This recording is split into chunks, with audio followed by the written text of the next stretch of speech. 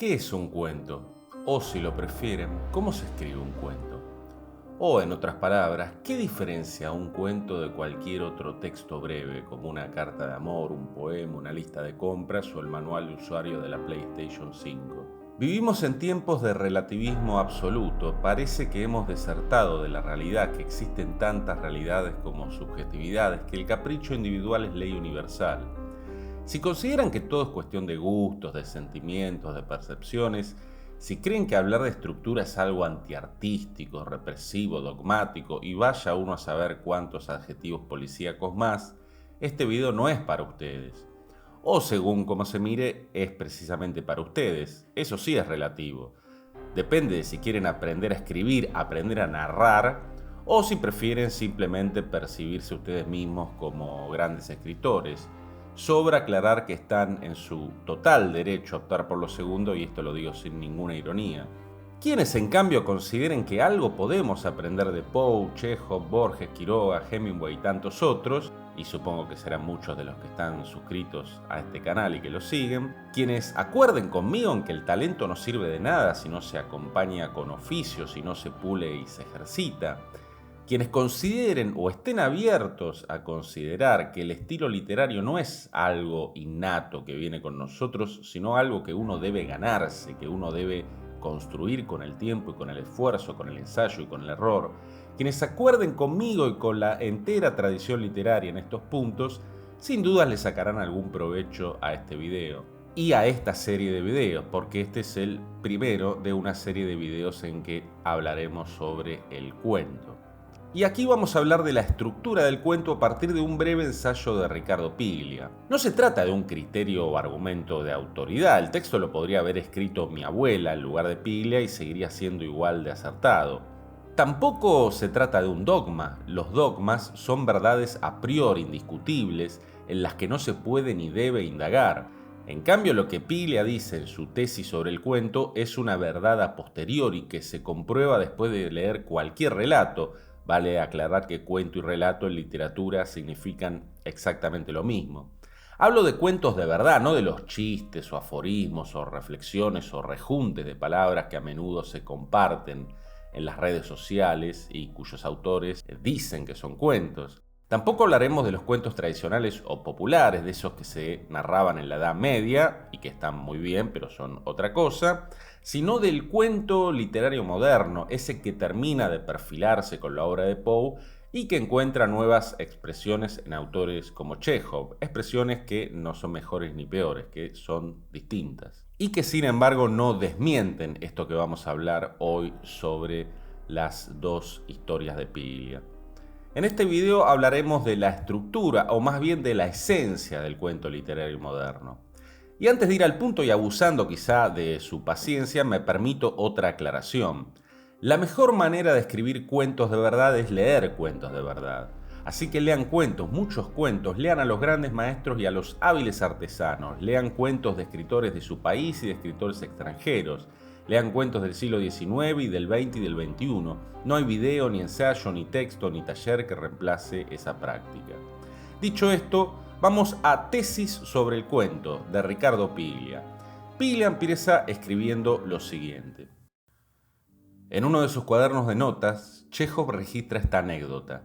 Un hombre en Montecarlo va al casino, gana 1 millón, vuelve a su casa, se suicida. La forma clásica del cuento está condensada en el núcleo de ese relato futuro y no escrito. Contra lo previsible y convencional, jugar, perder, suicidarse, la intriga se plantea como una paradoja. La anécdota tiende a desvincular la historia del juego y la historia del suicidio. Esa escisión es clave para definir el carácter doble de la forma del cuento. Primera tesis, un cuento siempre cuenta dos historias.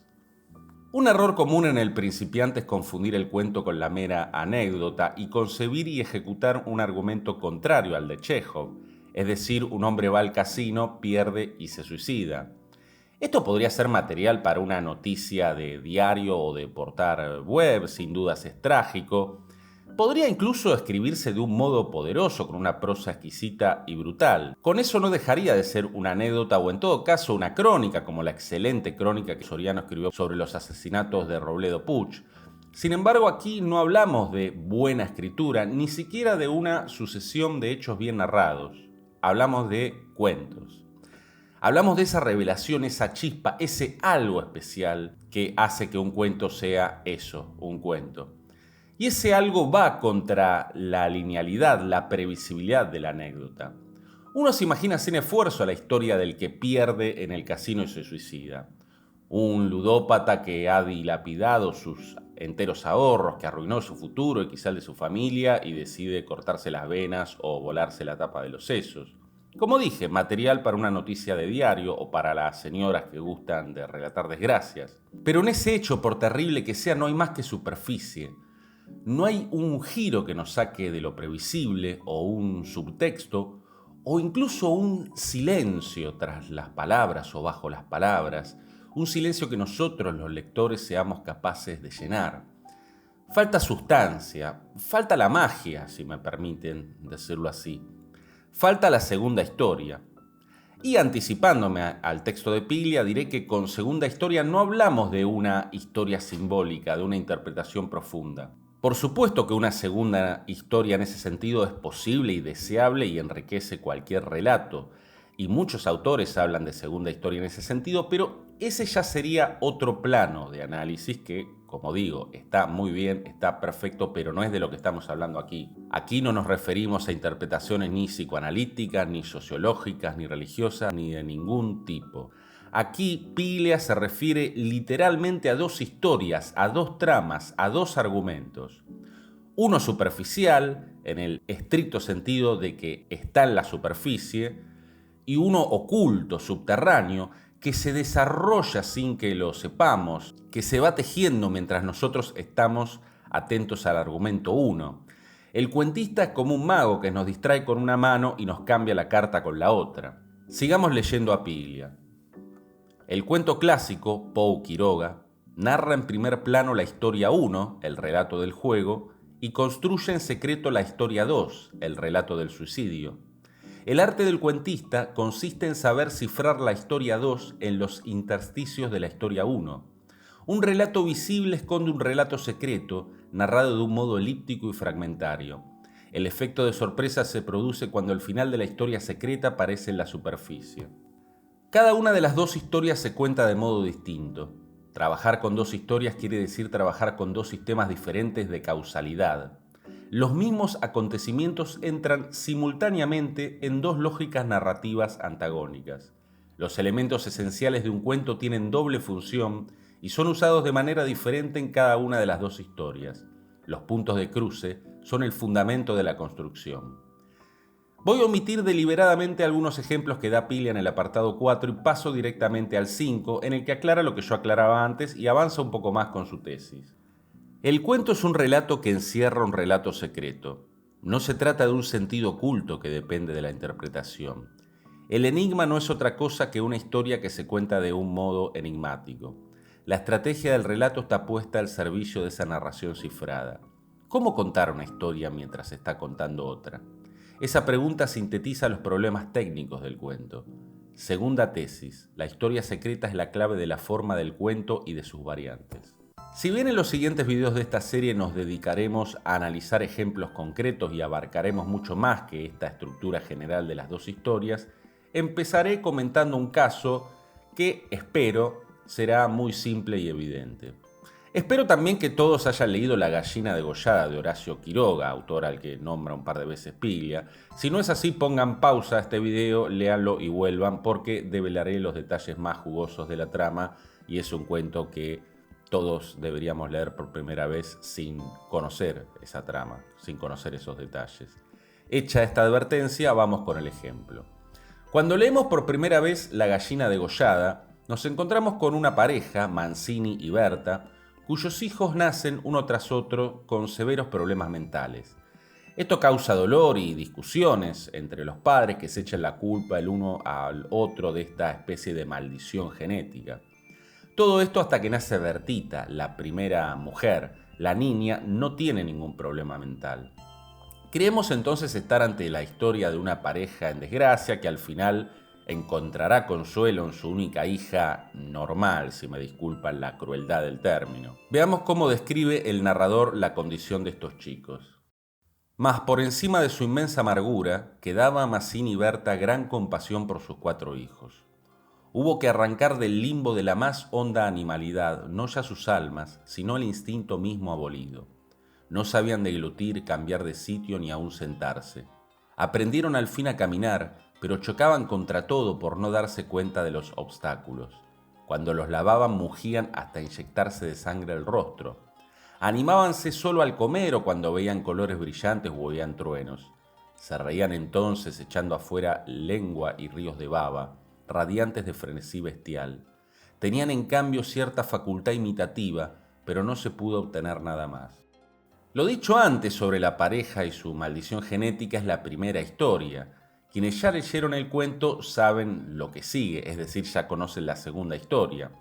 Con el nacimiento de Bertita, los 4 idiotas, aclaremos que en los tiempos de Quiroga esa palabra no era un insulto, sino un término médico. Los 4 hijos idiotas, decía, son apartados, como si fueran animales. La pareja, contenta con su hijita, que heredó el nombre de su madre, y a la que se refiere Quiroga, o mejor dicho, el narrador del cuento con un diminutivo, la pareja, decía, contenta con Bertita, no quiere saber nada de esos 4 hijos. Y cerca del final, la segunda historia empieza a mostrar las garras, a resquebrajar, a imponerse a la primera. Los chicos ven a la sirvienta, otro término que hoy suena mal, pero que en esa época era común, sirviente es quien sirve. Ven a la sirvienta, decía, degollar una gallina, y al final serán ellos quienes hagan lo mismo con su hermana. La segunda historia, entonces, es la historia de un crimen monstruoso, cometido por unos pobres chicos que no sabían lo que estaban haciendo. Aquí uno puede interpretar, por ejemplo, que Mazzini y Berta son castigados por tratar a sus 4 hijos varones como animales. Y es un castigo irónico porque sus hijos tratarán a su hermana del mismo modo en que un animal fuerte, un depredador, trataría a su presa. Y para colmo, lo han aprendido mirando a la sirvienta degollar una gallina. Así que el cuento está lleno de animalidad, por así decirlo, lleno de animalidad y de tragedia. Y sí, claro que son válidas esas conclusiones y otras más profundas. Pero eso es interpretación, y no es a lo que nos referimos aquí. En términos de Piglia, esa no es la segunda historia. Lo puede ser en términos de otro autor en otro nivel de análisis, pero vuelvo a decirlo, y perdón por la insistencia, acá hablamos de 2 tramas, de 2 argumentos, no de un argumento y de una interpretación, vuelvo a decirlo, sociológica, religiosa, psicoanalítica, de cualquier índole. Aquí la primera historia es una historia de un conflicto marital o familiar y la segunda historia es la de un crimen terrible. Y como bien dice Piglia, esta segunda historia se va construyendo por debajo de la primera. Al igual decía yo que el mago va cambiando las cartas con una mano mientras nos distrae con la otra. La primera historia es la mano histriónica, la que nos distrae, la que mueve la varita o nos invita a mirar hacia otra parte. La segunda historia es esa mano oculta, discreta, insidiosa, la que va cambiando la carta.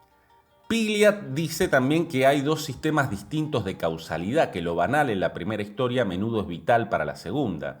Para comprobar esto de una buena vez, volvamos al párrafo de Quiroga y presten atención a la parte resaltada.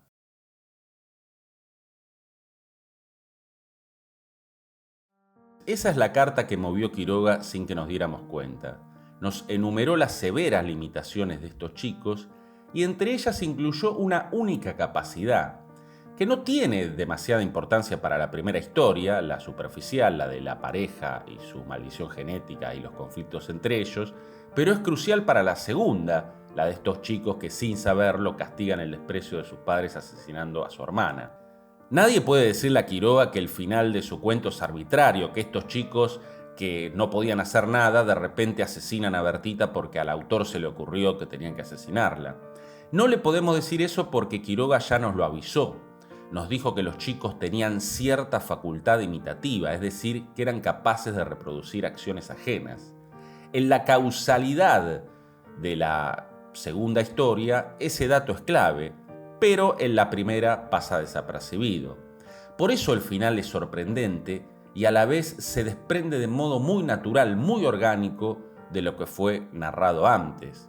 No pasaría lo mismo si al final del cuento de la nada bajara un ovni y descubriéramos que los chicos son extraterrestres, porque eso no fue sembrado, no fue anticipado, no hay indicios, no hay construcción de ninguna segunda historia que tenga que ver con extraterrestres. Muchas veces funciona bien el final de cualquier cuento, no solo de este de Quiroga, no por el final en sí, sino por cómo fue construido.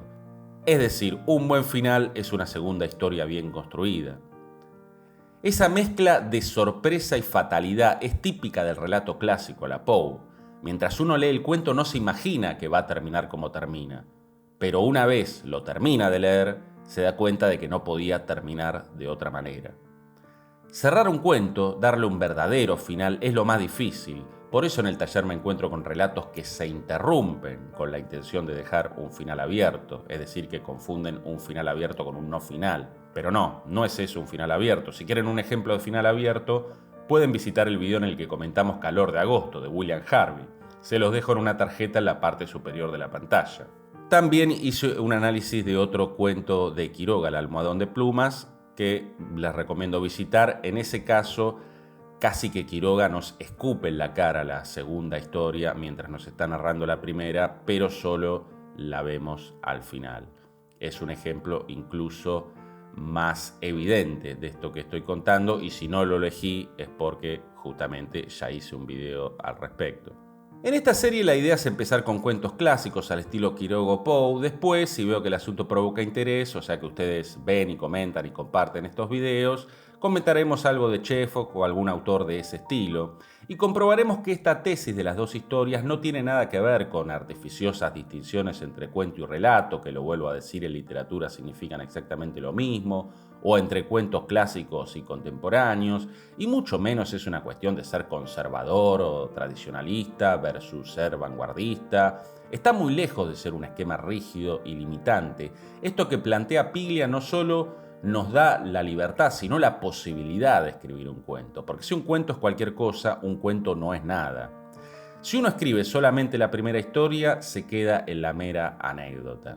Si uno escribe las dos historias en una, está escribiendo un cuento.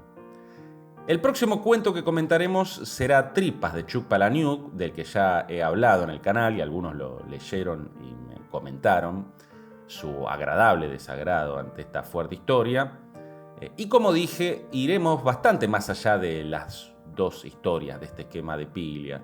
Veremos el uso de las imágenes, cómo ciertos elementos son recurrentes y otros detalles que, si bien hemos comentado en el canal, nunca lo hicimos de manera tan orgánica como pretendo, espero no fallar en mi misión, hacerlo en esta serie de videos. Comprobaremos que en un buen cuento nada es azaroso, nada es porque sí, que los elementos son solidarios uno con el otro, aunque a veces parezcan dispersos, se terminarán amalgamando para constituir ese ente tan bastardeado, tan despreciado, tan abaratado por el nihilismo de hoy en día, es decir, para construir una obra de arte. Nos vemos la próxima.